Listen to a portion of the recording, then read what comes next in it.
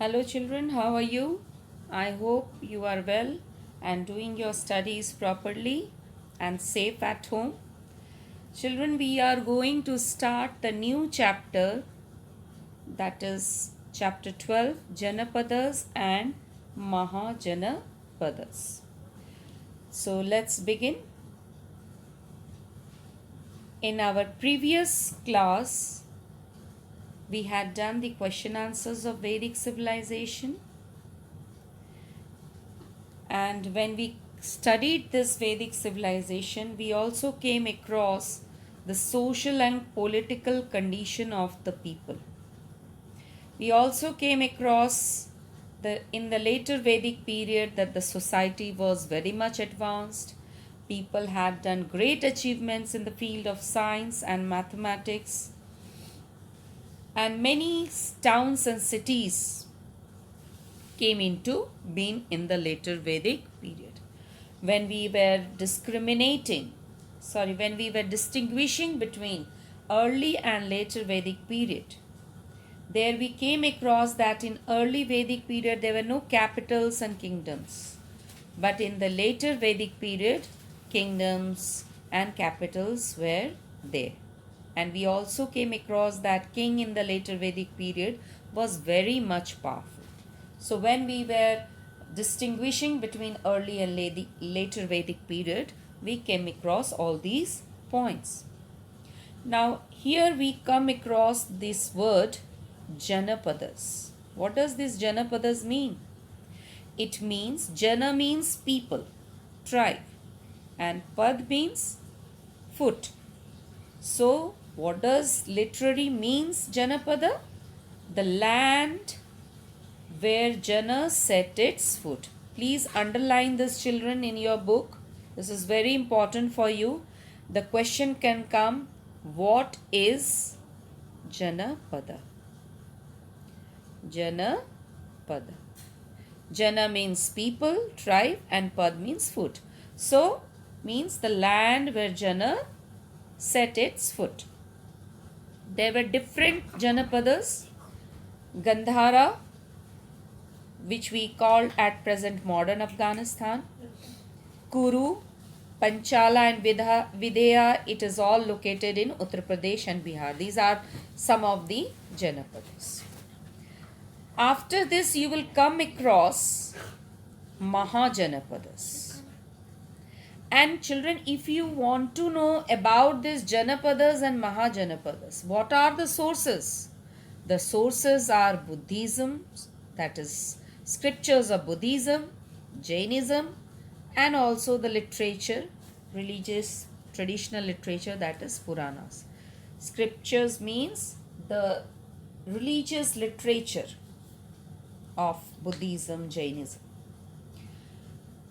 Now we also come across the word Mahajanapadas. What does Mahajanapadas mean? Janapada is you can say, in a very narrow sense, or it is not a broader meaning. It means a small kingdom or territory. But when the Raja or the king of a big kingdom were called Samrat, when they started conquering the territories through conquests, then this term changed. Janapada was changed into Mahajanapadas.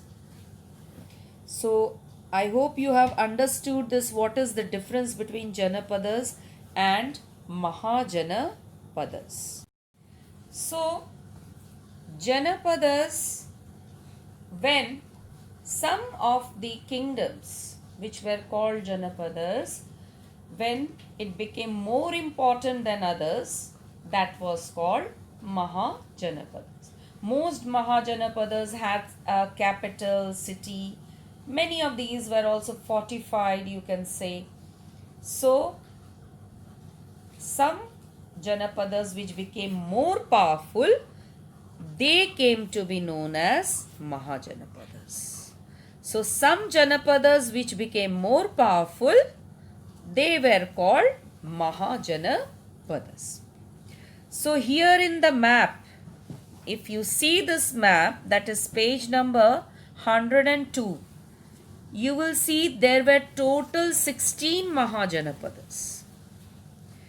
And some of the important and powerful Mahajanapadas were Magad,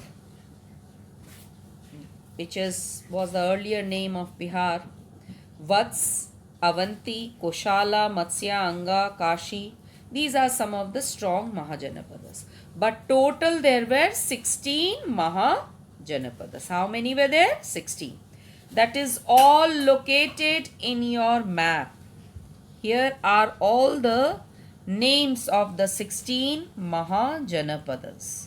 You can see I have done the circle over there, and some of them are not circled, but these are all 16 Mahajanapadas. Okay. And how Janapada was transformed to Mahajanapadas? Through conquest. They enlarged their territories, they expanded their territories. One way was through conquest, and the other way was through matrimonial alliances. I have underlined here. Can you see this? Matrimonial alliances. So the expansion of territories were done by matrimonial alliances, and second by conquest. Okay. Now what is matrimonial alliances? Let me explain you this. What is matrimonial alliances? Sometimes a king used to through conquest expanded their territories. Through war they win the battle and expanded their territories. And the second way of expanding their territories was through matrimonial alliances. Now what does these matrimonial alliances mean? That a king used to get his daughter married to the prince of other kingdom. And in this way a relationship was developed between two kingdoms, and the territories were expanded. So this is matrimonial alliances, when the daughters of other rulers was also a step towards expanding power.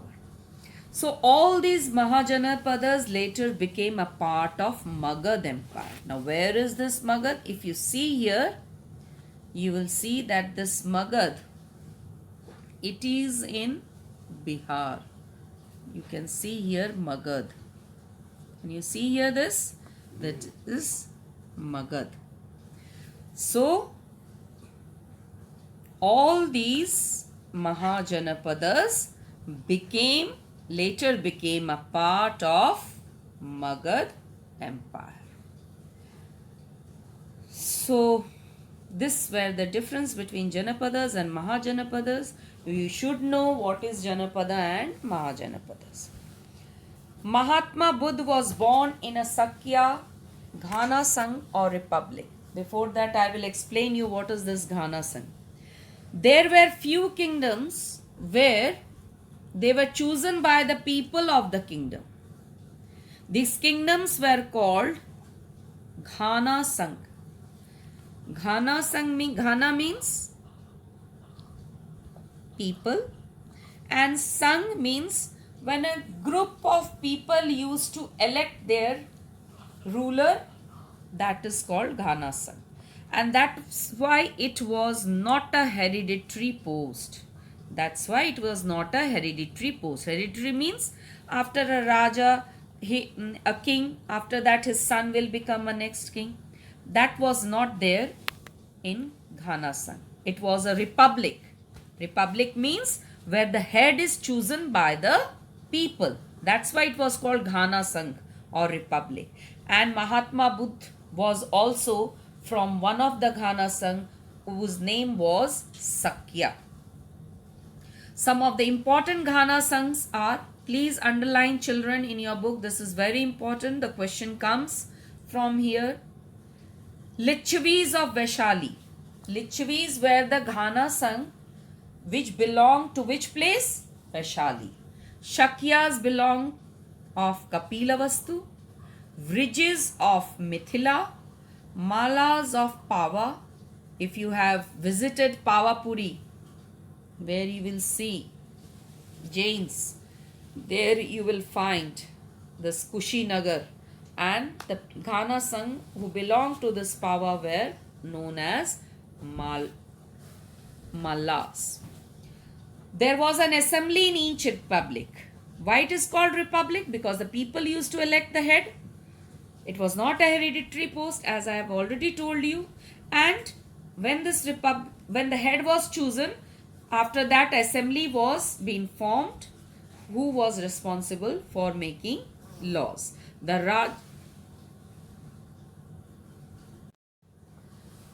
So the Raja was the head of this Ghana Sangh. And there was an assembly, number of members were there who were the part of this assembly, and they used to make laws. Now we will come across the next topic, important rulers of Magad kingdom. The first important ruler was Bimbisara. What do we know about Bimbisara? Let's come to it. He was a very intelligent and far-sighted ruler. Far-sighted means Durdrishti. Not only did he extend his empire, but also had an efficient administrator. He was a great administrator, intelligent person, and he was not only expanding his territories, but also he used to run the administration very efficiently. He never tolerated any efficient official. That means he was a very strict one. If anybody was not capable, not efficient, he didn't tolerate it.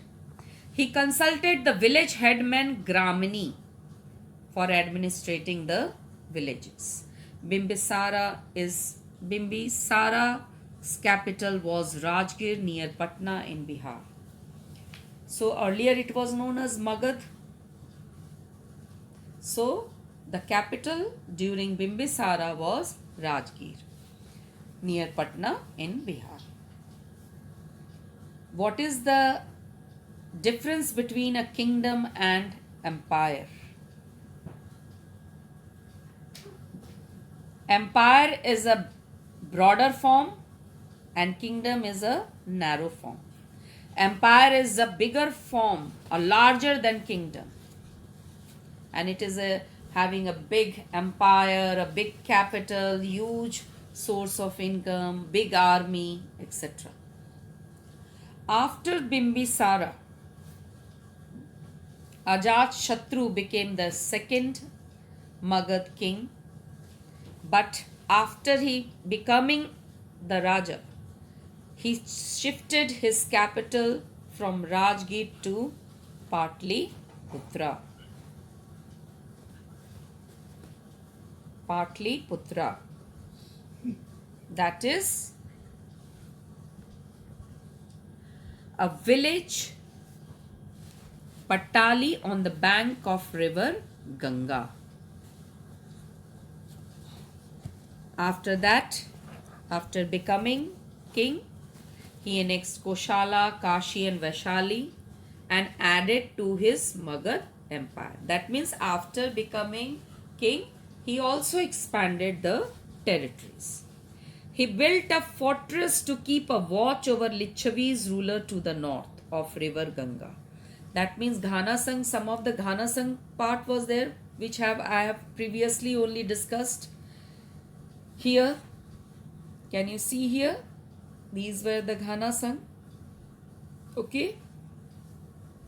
So to have a check on the Licchavi's ruler in the north of river Ganga, he built a big fortress, Kila jisko kehte hain, to keep a watch over them. Ajatashatru was deeply influenced by Buddhism and Jainism. This true religion was very much popular during this time.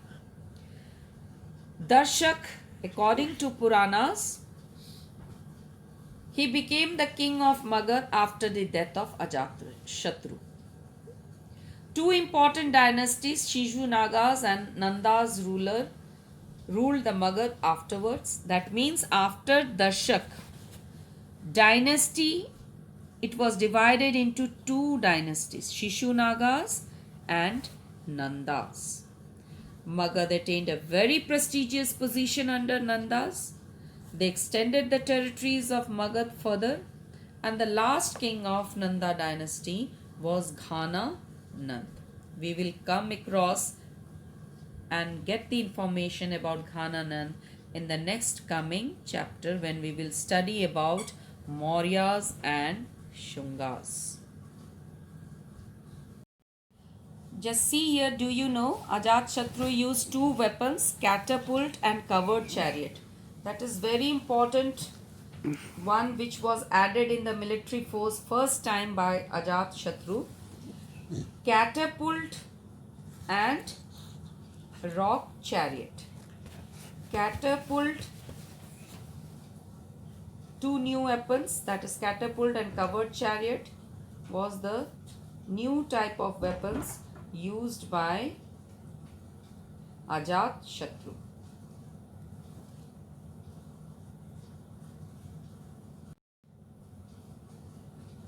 A huge rock throwing catapult and a new kind of war chariot with creating, that was the first standing military force used during the time of Ajatashatru.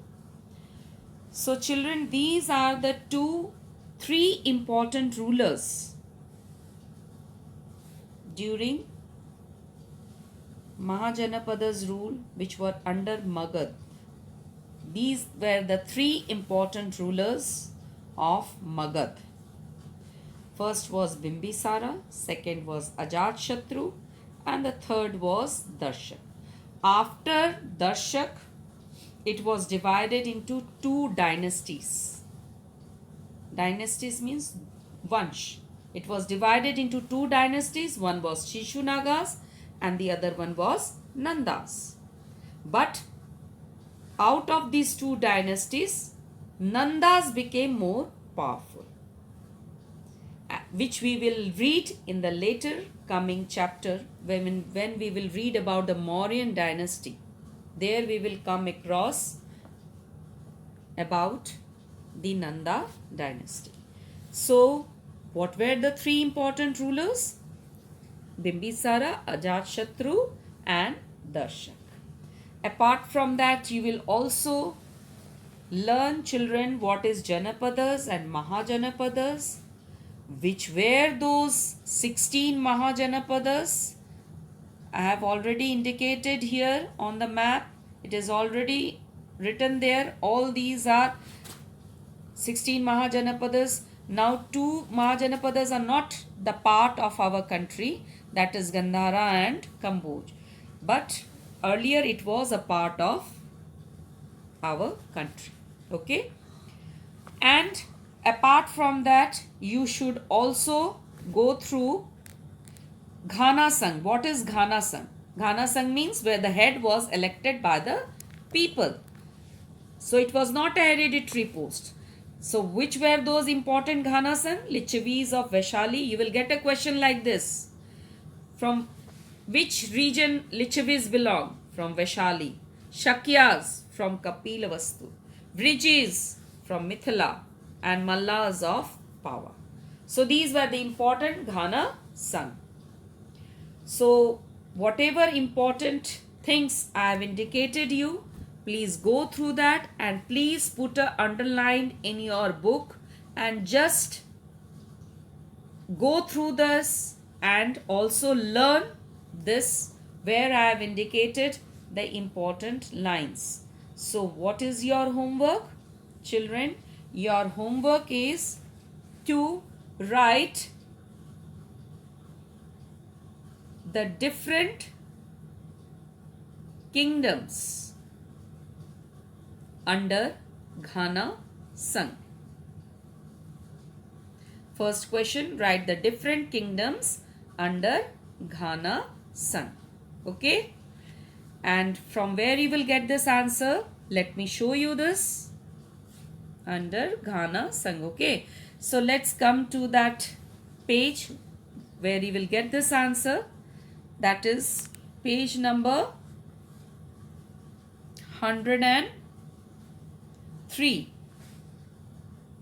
First one is Lichavis of Vaishali. These were the important Ghana sung. Sakyas of Kapilavastu, Vrijis of Mithila, and Mallas of Pava. Okay. So what is your homework, children? That to write down the different Ghana sung with their names. Okay. So please do your homework and submit in your WhatsApp group. Thank you, children.